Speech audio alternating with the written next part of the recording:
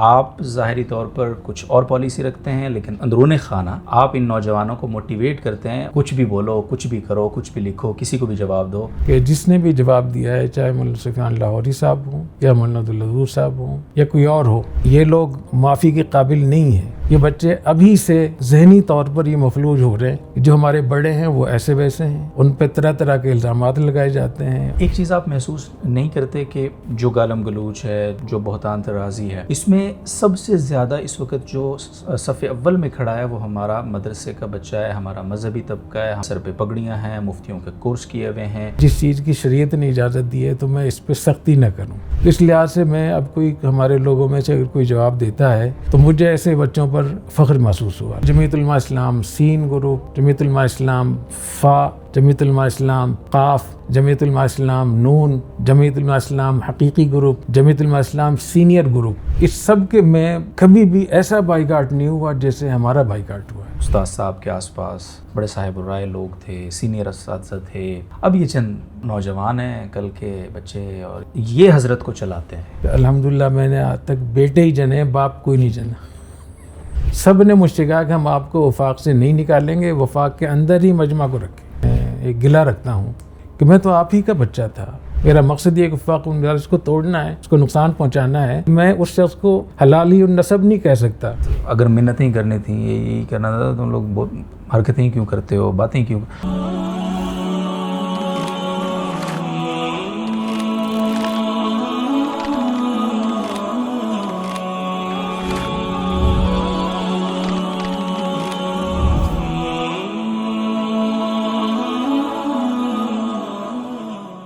بسم اللہ الرحمن الرحیم. السلام علیکم ورحمۃ اللہ وبرکاتہ. ناظرین محترم، آج کی یہ نشست شاید آپ کے سب سے زیادہ پوچھے جانے والے اور جس سوال کو لے کر صرف جامعۃ الرشید کے ساتھ جو اختلاف رکھنے والے حضرات ہیں وہی نہیں، بلکہ بہت سارے اپنے احباب جامعۃ الرشید کے فضلاء کرام، پاس آؤٹس، جامعۃ الرشید کے متعلقین، وہ بھی یہ سوال اور اس کا جواب پوچھنا چاہتے ہیں، جاننا چاہتے ہیں. اور آج یہ نشست خاص طور پہ اسی سوال کے جواب میں پوری ہم انشاءاللہ اس نشست کو کریں گے. اور حضرت استاد صاحب حضرت مفتی عبدالرحیم صاحب کے ساتھ ہمیں یہ وقت میسر ہے، تو باقاعدہ آغاز کرتے ہیں. السلام علیکم ورحمۃ اللہ وبرکاتہ. حضرت وعلیکم السلام ورحمۃ اللہ وبرکاتہ. حضرت سوال یہ ہے کہ آپ کی اپنی جو شخصیت ہے، آپ کا جو طرز گفتگو ہے، وہ بڑا سافٹ ہے، بڑا نرم ہے، بڑا ناصحانہ ہے، اور اس سے طرز گفتگو کی حد تک یا جب آپ کوئی بات کرتے ہیں، کوئی نیریٹو بناتے ہیں، تو اس میں آپ کے لہجے کو لے کر کم از کم کسی کو اختلاف نہیں ہے. اب مسئلہ یہ ہے کہ کچھ آپ کے ادارے کے فضلاء، کچھ آپ کے ساتھ نظر آنے والے لوگ، ساتھی، نوجوان، ان پر ہمارے احباب کو بہت اعتراض ہوتا ہے کہ جب آپ اتنا نرم لہجہ رکھتے ہیں، آپ کسی کا نام نہیں لیتے، آپ براہ راست کسی کو جواب نہیں دیتے نام لے کر، تو یہ جو نوجوان ہیں ان کی تربیت کون کر رہا ہے؟ یہ بھی تو ہر وقت آپ کے ساتھ ہوتے ہیں. تو ایسا تو نہیں ہے کہیں کہ آپ ظاہری طور پر کچھ اور پالیسی رکھتے ہیں لیکن اندرون خانہ آپ ان نوجوانوں کو موٹیویٹ کرتے ہیں اور ان کو فری ہینڈ دیتے ہیں کہ بھائی کچھ بھی بولو، کچھ بھی کرو، کچھ بھی لکھو، کسی کو بھی جواب دو اور بالکل رعایت مت کرو. تو یہ کوئی دوہری پالیسی تو نہیں ہے. اس میں مولانا سفیان علی لاہوری صاحب خاص طور پہ آج کل بہت ان کے حوالے سے بات ہوتی ہے. اسی طرح عثمان بھائی ہیں، اسی طرح عبدالودود بھائی ہے، اسی طرح اور حضرات ہیں. تو اس حوالے سے آج کی اس نشست میں ہم چاہتے ہیں آپ کھل کر جو بھی بات ہے ہمارے ساتھیوں کے سامنے، ہمارے آڈینس کے سامنے واضح کریں. کیا مسئلہ ہے؟ بسم اللہ الرحمن الرحیم. عبدالودود تو بھائی نہیں، عبدالودود خود ہے. بسم اللہ الرحمن الرحیم. یہ مجھے کئی حضرات نے فون بھی کیا ہے، براہ راست بھی مجھے کئی لوگوں نے یہی بات میسیجز میں کی ہے کہ کہیں ایسا تو نہیں کہ آپ کی ظاہری پالیسی تو وہ ہو جس کو آپ کہتے ہیں صبر، تحمل، برداشت، لیکن اندرونی طور پہ آپ اپنے ہی نوجوانوں کو باقاعدہ اس پہ کھڑا کرتے ہیں کہ وہ نام لے لے کر جواب دیں. تو یہ قول و عمل میں ایک تضاد نہیں ہے کیا؟ تو اس پر میں عرض کرنا چاہ رہا ہوں کہ ہر آدمی کی بات میں اور اس کے عمل میں تضاد ہے یا نہیں، تو اس کو آپ اس پہ دیکھیں. ایک کردار کے اوپر دیکھیں عملی. یہ 20-25 سال ہو گئے مجھے طلبہ اساتذہ میں بات کرتے ہوئے، جامعہ رشید کے جو طلبہ اساتذہ ہیں، تو 1-2 دن کی بات نہیں ہے. اور پھر میرا اپنا عمل، میری گفتگو اور عمل، ان دونوں کی تصدیق اس 25 سال کے عرصے میں آپ کر سکتے ہیں. اس سے پہلے تو میں بات ہی نہیں کرتا تھا.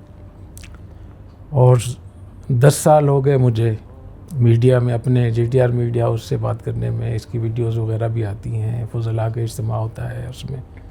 تو میرے جو تربیت یافتہ اساتذہ ہیں، طلبہ ہیں، ان کی تعداد بہت زیادہ ہے. اس وقت جامعہ الرشید کے جو فضلاء کرام ہیں وہ 5000 سے زیادہ ہیں. اور جو جامعہ الرشید اور جامعہ رشید کے جو کیمپسز ہیں، شاخیں ہیں، جیسے لاہور ہے، گوجرانوالہ ہے، ملتان ہے، بٹل ہے، سوات ہے، اس طریقے سے کراچی میں بھی کئی اور شاخیں کھلی ہوئی ہیں. ان سب میں طلبہ طالبات کی تعداد 10,000 سے متجاوز ہے. اور 2022 سے جب مجمع بنا ہے تو اس میں تقریباً 2 لاکھ طلبہ پڑھ رہے ہیں اس وقت میں. تو اتنی بڑی تعداد کے اندر، اور خود جامعہ الرشید کے اساتذہ جن کے اپنے پیجز بھی چل رہے ہیں، وہ ان کی تعداد بھی بہت بڑی ہے. تو اس میں صرف 2-3 لوگ ہی آپ کو ملیں گے جو کچھ بات کر رہے ہیں. تو باقی لوگ ایسی صورتحال میں جب کہ مسلسل مخالفت ہو رہی ہے، کیا کیا القاب دیے جا رہے ہیں، کتنا زیادہ برا بھلا کہا جا رہا ہے، سب و شتم کیا جا رہا ہے، تو اس کو سامنے رکھتے ہوئے اگر میری گفتگو اور میرے عمل اور اندر اور باہر کی بات اگر کریں گے تو آپ کو اندازہ ہو جائے گا کہ جو باہر میں بات کر رہا ہوں اندر بھی وہی ہے. لیکن اس دوران 2 چیزوں کا مجھے سامنا رہا بہت زیادہ. ہمارے جامعہ الرشید کے بعض بڑے اساتذہ جو دور حدیث کے اساتذہ ہیں، ان میں سے بعض بہت ہی ذمہ دار حضرات نے میری اس پالیسی پر احتجاج کیا. اور انہوں نے کہا کہ یہ اتنی خاموشی اختیار کرنا، اتنا تحمل، اتنا برداشت، یہ ہمارا خیال ہے کہ یہ صبر نہیں بلکہ غلوب فی الصبر ہے. صبر میں غلوب ہے. اور پھر اس پہ انہوں نے کچھ آیتیں، حدیثیں اور سیرت اس کے بھی حوالے دیے. خود قرآن مجید میں اللہ تعالیٰ فرماتے ہیں کہ فَمَنِ اعْتَدَىٰ عَلَيْكُمْ فَاعْتَدُوا عَلَيْهِ بِمِثْلِ مَا اعْتَدَىٰ عَلَيْكُمْ. جو تم پر زیادتی کرے تو اس کے بقدر آپ بھی زیادتی کر سکتے ہیں، اس کا جواب دے سکتے ہیں. وَإِنْ عَاقَبْتُمْ فَعَاقِبُوا بِمِثْلِ مَا عُوقِبْتُمْ بِهِ. اگر کسی کا تم مواخذہ کرو تو اتنا مواخذہ کرو جتنا تمہارا مواخذہ کیا گیا ہے. اور ایک جگہ اللہ تعالیٰ یہ بھی فرماتے ہیں کہ وَالَّذِينَ إِذَا أَصَابَهُمُ الْبَغْيُ هُمْ يَنْتَصِرُونَ، کہ ہمارے بندے ایسے ہوتے ہیں کہ جب ان کے سامنے سرکشی کی جاتی ہے یا ان پہ ظلم کیا جاتا ہے تو وہ انتقام لیتے ہیں. اور لا يحب اللہ الجہر بالسوء من القول الا من ظلم، کہ اللہ تعالیٰ جہر بالسوء یعنی سخت بات یا بری بات کو اللہ پسند نہیں کرتے کہ کھلم کھلا کی جائے. الا من ظلم، ہاں اگر کوئی مظلوم ہے تو اس کو اجازت ہے کہ وہ اپنے دفاع میں جواب دے سکتا ہے. تو مجھے کئی حضرات نے اس پہ بات کی، اور مجمع کے ایک بڑے مفتی صاحب ہیں جو ہمارے جامعہ کے بڑے مفتی صاحبان کے بعد میں سمجھتا ہوں کہ ان کا تفقہ اور ان کا تجربہ، انہوں نے ایک اجتماعی مجلس میں بہت سخت انہوں نے گفتگو کی مجھ سے، اور انہوں نے کہا کہ اگر آپ ناراض نہ ہوں تو میرے خیال میں آپ کو صبر کا ہیضہ ہو گیا ہے. اور انہوں نے کہا کہ یہ غلوب ہے، ہمارا خیال ہے کہ یہ درست نہیں ہے. تو ایک تو مجھے اس پر یہ خیال ہوا کہ جب شریعت اجازت دیتی ہے کہ مظلوم وہ بول سکتا ہے، اور قرآن مجید میں صراحتاً اس کی اجازت ہے، ادھر سے ہمارے بڑے اساتذہ کرام مفتی حضرات بھی اس پہ بار بار مجھ سے بات کرتے ہیں، کبھی تیز گفتگو بھی کر لیتے ہیں مشاورت میں. تو مجھے خیال ہوا کہ جس چیز کی شریعت نے اجازت دی ہے تو میں اس پہ سختی نہ کروں. صحیح. اس کے باوجود جہاں مجھے لگا کہ کسی نے زیادتی کی ہے تو اس کو میں نے نہ صرف یہ کہ ان کو میں نے روکا ہے بلکہ ان کو ڈانٹا بھی ہے. اور اس کی مثال خود آپ، خود عبد الودود بھائی، ان کو کتنی دفعہ کتنی چیزیں میں نے ان سے ڈیلیٹ کروائی ہیں. مولانا سفیان لاہوری صاحب سے ڈیلیٹ کروائی ہیں، انجینئر عثمان یوسف صاحب سے ڈیلیٹ کروائی ہیں، کچھ اور بھی حضرات ہیں. اور بہت میں نے سخت ڈانٹا، اور بعض دفعہ ان سے میں نے گفتگو بند کر دی. اور کئی مہینے ان کا پیج جو تھا وہ میرے کہنے پر بند ہو گیا. ان پہ میں نے پابندی لگائی کہ آپ اپنا پیج استعمال ہی نہیں کریں. تو آج کے زمانے میں کوئی شخص اگر اس پابندی کو قبول کر لیتا ہے کہ اس کی اتنی بڑی ریٹنگ ہے, اتنی زیادہ اس کے چاہنے والے ہیں, اس کے اے سی اور فین اور پنکھے بہت ہیں, اس کے باوجود اگر وہ اس بات کو مان لیتا ہے تو مجھے ایسے بچوں پر فخر محسوس ہوا. الحمدللہ یہ قابل رشک لوگ ہیں جو اطاعت یہاں تک کرتے ہیں. تو ان حالات میں مجھے یہ لگا کہ کہیں مجھ سے غلو نہ ہو رہا ہو, تو جتنی شریعت نے اجازت دی ہے اگر کوئی اپنے طور پہ کرتا ہے, میں نے کسی سے نہیں کہا, واللہ علی ما اقول وکیل, جو کچھ میں کہہ رہا ہوں اللہ گواہ ہے اس کے اوپر.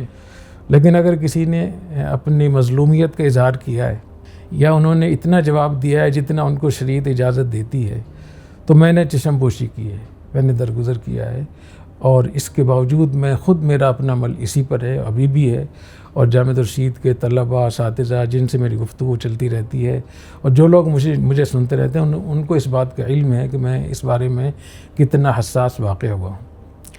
دوسری چیز جو میرے لیے بہت تشویشناک ہے وہ یہ کہ جامعہ رشید کے جو طلباء اس وقت جو پڑھ رہے ہیں مختلف شعبوں میں, مختلف شاخوں میں, یونیورسٹی میں, کالج میں, اسکول میں, جامعہ کے مختلف جو کیمپس کھلے ہوئے ہیں ان میں, ان کی تعداد جیسے میں نے پہلے کہا کہ 10,000 سے زیادہ ہے.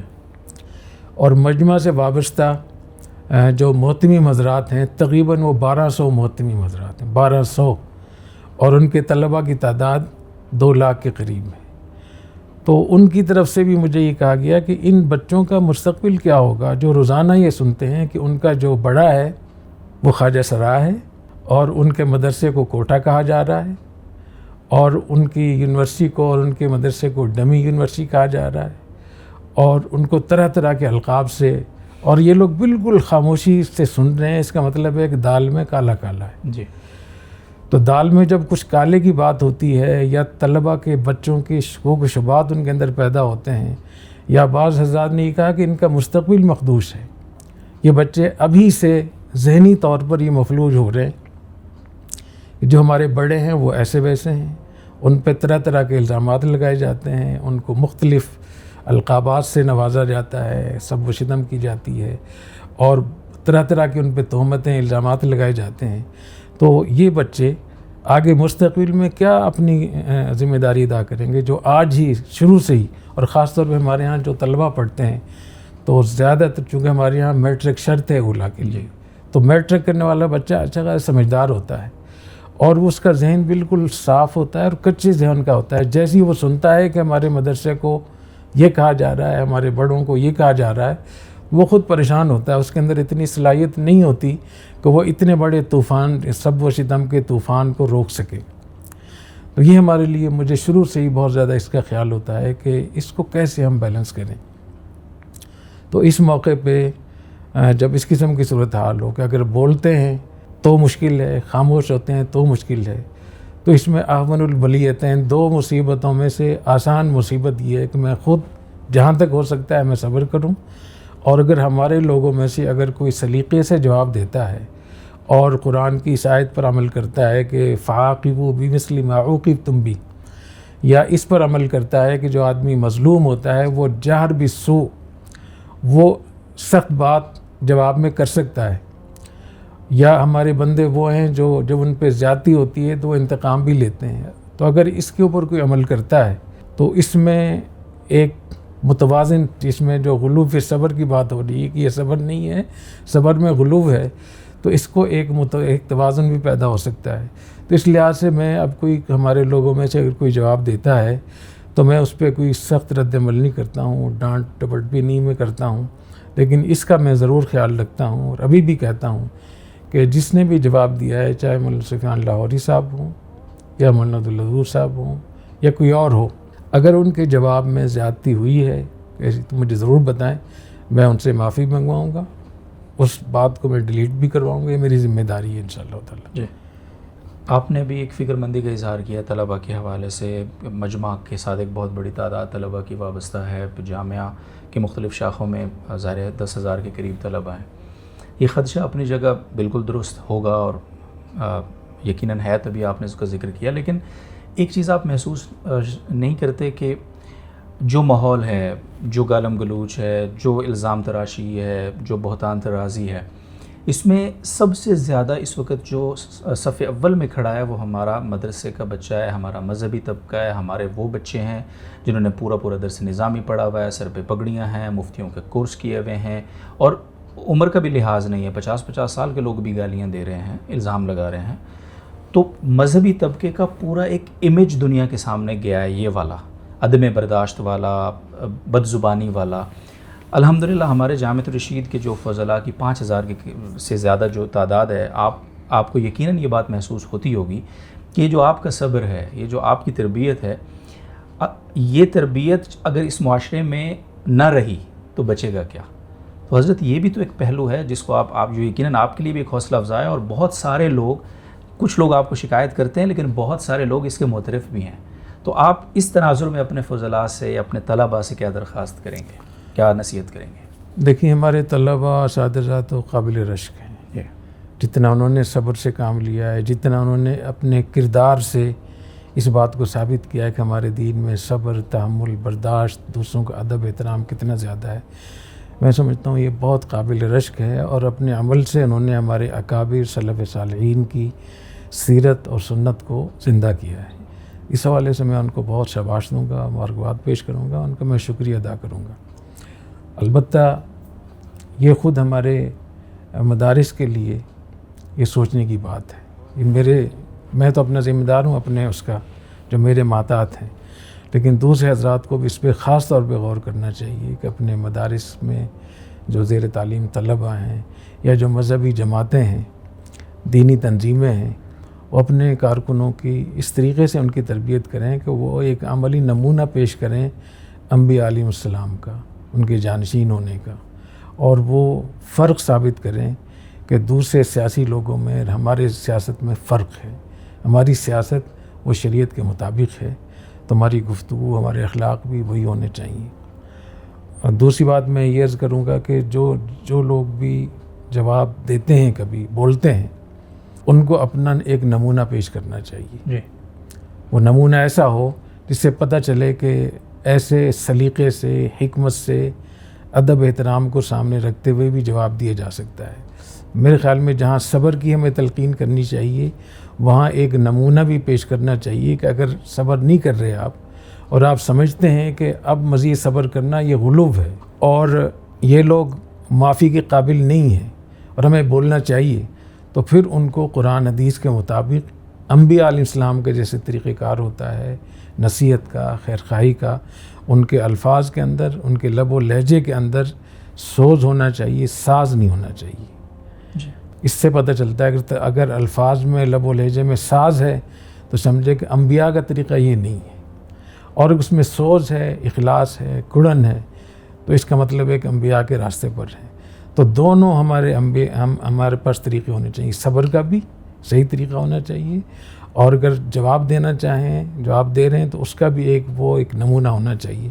تو اس پہ عمل کرنا چاہیے. تو ہمارے خاموشی پر بھی ہم سیرت پر عمل کریں، اور جب ہم بولیں تو بھی سیرت پر عمل کریں. تو یہی صحیح طریقہ ہے. سوز کا ایک مسئلہ حضرت یہ ہے کہ جب سوز کے ساتھ بات کرتے ہیں تو اس کو بھی نیگیٹو لے کے، کمزور سمجھ کے کہا جاتا ہے اگر منتیں کرنی تھیں، یہی کرنا تھا، تم لوگ حرکتیں کیوں کرتے ہو، باتیں کیوں، اس سے اور زیادہ کہ بھائی آپ خیر خواہی سے کسی سے بات کر رہے ہو، جس طرح آپ نے فرمایا کہ اس میں کوئی ساز نہیں ہے، کوئی طنز نہیں ہے، کوئی سیدھی بات ہے کہ بھائی جس طرح مولانا سفیان صاحب نے ابھی کچھ لکھا بھی ہے اور اس میں سوز ہی ہے، تو اس پر پھر یہ رد عمل آتا ہے. تو اس پر کیا پھر طرز عمل ہونا چاہیے؟ دیکھیے، ہمیں لوگوں کے پیچھے نہیں چلنا چاہیے. جی. آج کی قیادت کا ایک المیہ، یہ بھی بہت بڑا المیہ یہ ہے کہ وہ لوگوں کے پیچھے چلتے ہیں. حالانکہ قائد وہ ہوتا ہے جو لوگوں کو اپنے پیچھے چلائے. اور انبیاء علیہ السلام تو اس کو نہیں دیکھتے تھے لوگ کیا کہتے ہیں. اکثر لوگ تو اعتراضات ہی کرتے تھے. جی. تو انبیاء علیہ السلام کا طریقہ کار یہ ہوتا ہے کہ وہ اللہ کا پیغام پہنچاتے ہیں، اور اس کے بعد جو رد عمل ہوتا ہے اس پہ صبر کرتے ہیں.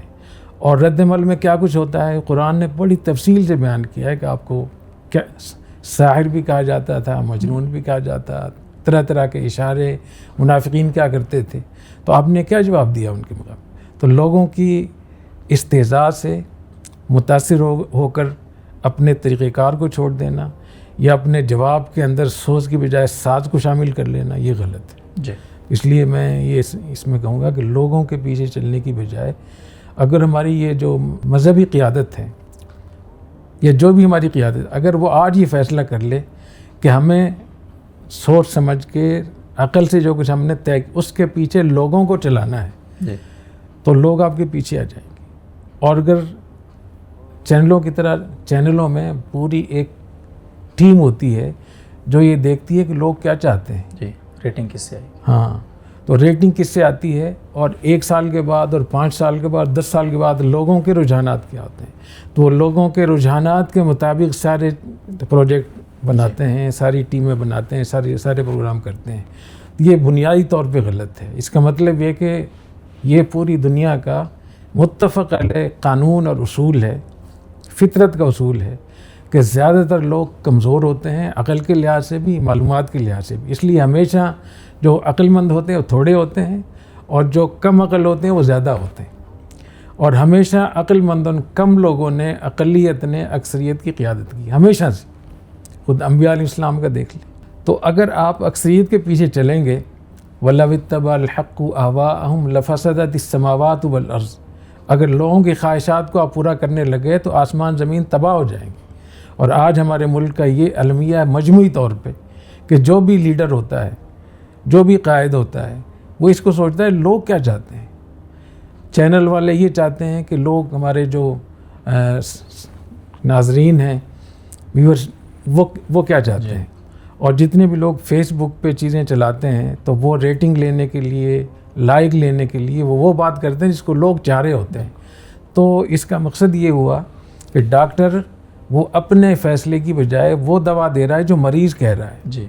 اس کو وہ پرہیز بتا رہا ہے جو مریض چاہ رہا ہے، وہ تشخیص کر رہا ہے جو مریض چاہ رہا ہے، تو وہ مریض کبھی ٹھیک ہو سکتا ہے.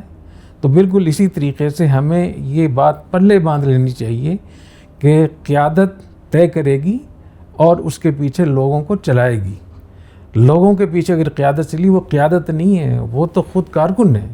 جو لیڈر کارکنوں کے پیچھے چلتا ہے وہ لیڈر ہی نہیں ہے، وہ کارکن بننے کی بہترین صلاحیت رکھتا ہے. اچھا حضرت، یہیں ایک سوال مجھے ابھی نشست اسی موضوع پر چونکہ ہو رہی ہے.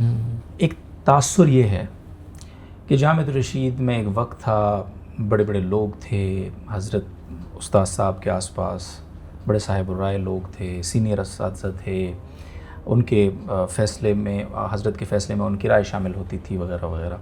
اب یہ چند نوجوان ہیں، کل کے بچے، اور یہ جناب آ گئے ہیں حضرت کے آس پاس اور یہ حضرت کو چلاتے ہیں، حضرت کو یہ فیڈ کرتے ہیں. حضرت کچھ نہیں بولنا چاہتے، حضرت بالکل، حضرت کا یہ مزاج نہیں ہے.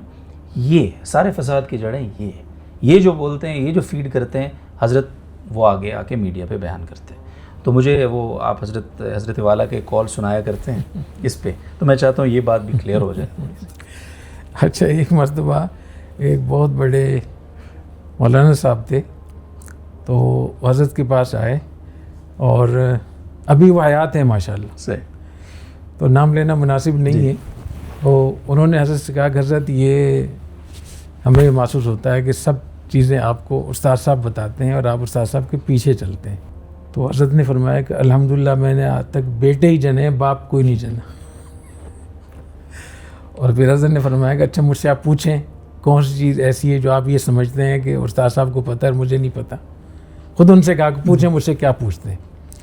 تو پہلی بات تو یہ ہے کہ اس میں کہ یہ جو کہہ رہے ہیں کہ بڑے بڑے لوگ ہوتے تھے، تو بڑے بڑے لوگوں میں 3-4 لوگ ہی ہیں جو جامعہ سے گئے ہیں، اور اس عمر میں 40 سالوں میں اگر چند اساتذہ، چند حضرات وہ کسی وجہ سے، اپنی بیماری کی وجہ سے یا پالیسی سی اختلاف کی وجہ سے یا اپنے طبیعت کی وجہ سے یا کسی اور وجہ سے اگر وہ چلے گئے تو یہ تو ایک معمول کی چیزیں ہوتی ہیں. وہ 3-4 سے زیادہ نہیں ہیں. مجموعی طور پہ تقریباً 10 لوگ ہیں جو ہمارے یہاں سے گئے ہیں، ان میں 6 TTP کی قیادت کر رہے ہیں اور باقی جو ہیں وہ اپنے ادارے چلا رہے ہیں ماشاءاللہ. تو یہ تو سب جگہ ہوتا ہے. کیا یہ ہمارے سارے بزرگ حضرات یہ دارالعلوم ٹنڈولیار میں نہیں تھے؟ حضرت بن نوری، حضرت مفتی ولی حسن صاحب، حضرت مولانا نسیم اللہ خان صاحب، مولانا احتشام الحق صاحب، مفتی شفیع صاحب، یہ سارے حضرات تو وہاں تھے. پھر وہاں سے انہوں نے الگ ہو کر دارالعلوم کراچی بنایا. پھر دارالعلوم کراچی میں مولانا بنوری بھی تھے، مفتی ولی حسن صاحب بھی تھے، مولانا نسیم اللہ خان صاحب بھی تھے، حضرت مفتی رشید احمد صاحب رحمۃ اللہ علیہ بھی تھے، سارے حضرات وہاں تھے. پھر وہاں سے مفتی رشید احمد صاحب رحمۃ اللہ علیہ نے دارالفتاء والارشاد بنایا. ناظم آباد میں مولانا نسیم اللہ خان صاحب نے جامعہ فاروقیہ بنائی. مولانا بنوری رحمہ اللہ تعالیٰ نے بنوری ٹاؤن بنایا. اور دوسرے کتنے حضرات تھے، کسی نے کچھ بنا لیا، کسی نے کچھ بنا لیا. پھر جامعہ فاروقیہ سے کتنے مدرسے بن گئے، نیو ٹاؤن سے کتنے مدرسے بن گئے. تو یہ تو ایک اچھی بات ہے کہ اپنے کسی فقہی حوالے سے یا اپنے مزاج کے حوالے سے یا مسلمانوں کے فائدے کے حوالے سے اگر کوئی الگ سے مدرسہ بناتا ہے یا الگ سے کوئی چیز، تو یہ ایک معمول ہے. صحیح. اور میں اس پر بھی تھوڑی سی بات کروں گا کہ جو ہمارے مجمع بنانے سے اتنا زبردست ہمارا بائیکاٹ ہوا ہے. جی. میں تھوڑی سی تاریخ بتا دیتا ہوں کہ دارالعلوم ٹنڈو اور لیار سے کتنے حضرات گئے. پھر دارالعلوم ٹنڈو اور لیار سے دارالعلوم کراچی بنا، جامعۃ العلوم اسلامیہ بنوری ٹاؤن بنا، پھر جامعہ فاروقیہ بنا، پھر دارالفتاء والارشاد اور جامعہ رشید بنا، پھر جامعہ بنوری ٹاؤن سے جامعہ بنوریہ بنا، اور جامعہ فاروقیہ سے مولانا منظور مینگل صاحب کا مدرسہ بنا، مولانا یوسف کشمیری صاحب کا مدرسہ بنا. پھر وہاں سے اسی طریقے سے کتنے مسائل میں کتنی تنظیمی سطح پہ اختلافات ہوئے. خود جمعیت علماء اسلام میں کتنے اختلافات ہوئے. پہلے جمعیت علماء اسلام تھی، پھر اس کے بعد جس کے مولانا شبیر عثمانی رحمۃ اللہ علیہ بڑے تھے، اس کے بعد پھر حضرت مفتی محمود صاحب رحمۃ اللہ علیہ، یہ حضرات آ گئے. اور اس کے پھر بڑے تھے حضرت مولانا احمد علی لاہوری رحمۃ اللہ علیہ. حضرت مولانا لاہوری رحمۃ اللہ علیہ کے بعد مولانا عبداللہ درخواست صاحب رحمۃ اللہ علیہ رہے، اور اسی میں پھر مولانا غلام غوث ہزاروی صاحب بھی الگ ہوئے، یہ سب کو معلوم ہے. جی. اور پھر اس کے بعد پھر مولانا عبداللہ درخواست رحمۃ اللہ علیہ، ان کی عمر تقریباً 100 سال تھی جب جمعیت علماء اسلام کے 2 گروپ بنے. ایک گروپ کے بڑے مولانا فرمان صاحب تھے، جنرل سیکرٹری وہ تھے، اور دوسرے گروپ کے امیر مولانا عبداللہ درخواستی صاحب رحمۃ اللہ علیہ تھے، اور اس کے جو جنرل سیکرٹری تھے مولانا سمیع الحق صاحب تھے. تو یہ بھی ہم نے دیکھا.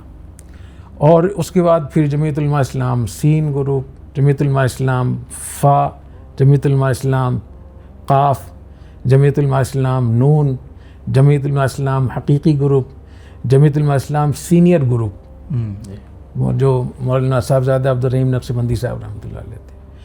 تو کتنے مواقع پہ مختلف ادارے بنے، مختلف جماعتیں بنی، مختلف تنظیمیں بنی.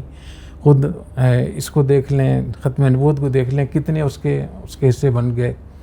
اور اس سب کے میں کبھی بھی ایسا بائیکاٹ نہیں ہوا جیسے ہمارا بائیکاٹ ہوا ہے. تو مجھے ایک بہت زیادہ اس پہ سوال کھڑا رہتا ہے میرے سامنے. میں ایک گلہ رکھتا ہوں کہ میں تو آپ ہی کا بچہ تھا، آپ ہی کے مدرسے کا تھا، اور میں نے کوئی بھی ایسی کام نہیں کیا تھا جو کام الگ سے میں نے مجمع علوم اسلامیہ بنانے کا کیا تھا. اس وقت میں نے تمام بڑے حضرات کو خطوط بھی لکھے، 10 وجوہ لکھی کہ اس وجہ سے میں مجمع کو الگ میں کرنا چاہ رہا ہوں، ہمارا تعلیمی نظام ہماری مجبوری ہے.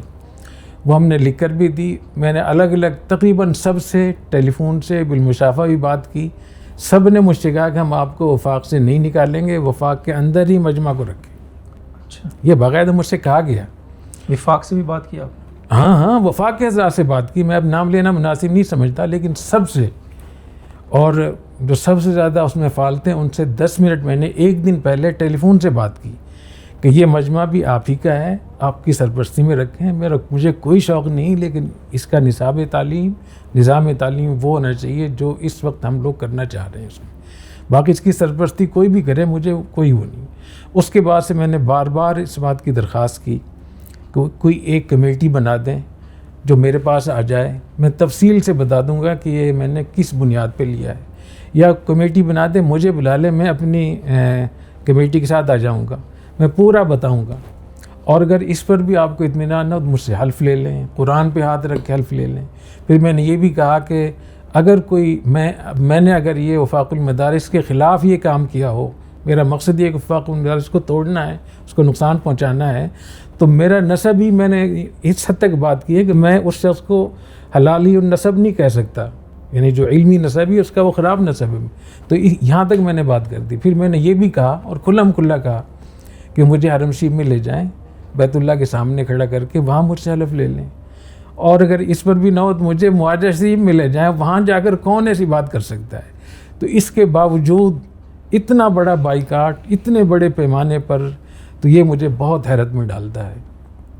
اور میں ظاہر ہے کہ گلہ اور شکوہ تو اپنوں سے ہوتا ہے, تو میں ایک گلہ رکھتا ہوں, ایک شکوہ رکھتا ہوں اپنے بڑوں سے, اپنے بڑے حضرات سے, اور جتنی میں نے بڑوں کی صحبت اٹھائی ہے, جتنے بڑے بڑے حضرات کی خدمت میں نے وقت گزارا ہے, اور جتنے بڑے اکابر کا مجھے سرپرستی حاصل رہی ہے, تو میں اس کی بنیاد پہ گلہ رکھنے کا حق رکھتا ہوں. تو میں اپنے بڑے حضرات سے یہ گلہ رکھتا ہوں کہ ایسا تو اس کے ساتھ کیا جاتا ہے جو خدا نخواستہ دار اسلام سے خارج ہو جائے, کیونکہ میں نے اتنے بڑے پیمانے پر ادارے ٹوٹتے ہوئے دیکھے ہیں, تنظیمیں ٹوٹتی ہوئی دیکھی ہیں, نئی تنظیمیں بنتی ہوئی دیکھی ہیں, بڑے بڑے حضرات کو تنظیموں سے الگ ہوتے ہوئے دیکھا ہے. تو میں نے اپنی اس پوری 65 سالہ زندگی میں کبھی اس قسم کا بائیکاٹ میں نے نہیں دیکھا. تو میں اس پہ بہت سوچتا بھی رہتا ہوں, اور اگر کہیں مجھ سے کوئی غلطی ہوئی ہے, غلطی ہو رہی ہے, تو اللہ تعالیٰ مجھے معاف فرمائے, مجھے اس کی اطلاع ہو جائے تو میں انشاءاللہ اس کو ماننے کے لیے بھی تیار ہوں گا انشاءاللہ. حضرت بہت شکریہ اس وقت کے لیے. اور ناظرین محترم, میں ایک آپ کو ابھی سے بتا دوں, انشاءاللہ بہت جلد ہم حضرت کے ساتھ ایک نشست کریں گے. ہم نے درخواست کی ہوئی, اللہ کرے وہ منظور ہو جائے, آپ بھی دعا کیجیے گا. حضرت کا جو پورا علمی سفر ہے, اور جس طرح بھی ایک حوالہ بیچ میں آیا کہ بڑے بڑے حضرات کی صحبت کا اللہ تعالیٰ نے موقع دیا, وہ کون کون سے حضرات تھے, کون کون سے بزرگان سے حضرت نے استفادہ کیا, ان کی زیارت کی, ایک طویل فہرست ہے جو آپ سب کو سننی چاہیے, اور یقیناً آپ کے لیے بڑی وہ زبردست یادیں ہوں گی. تو وہ نشست بھی ہم جلد آپ کی خدمت میں لے کر آئیں گے.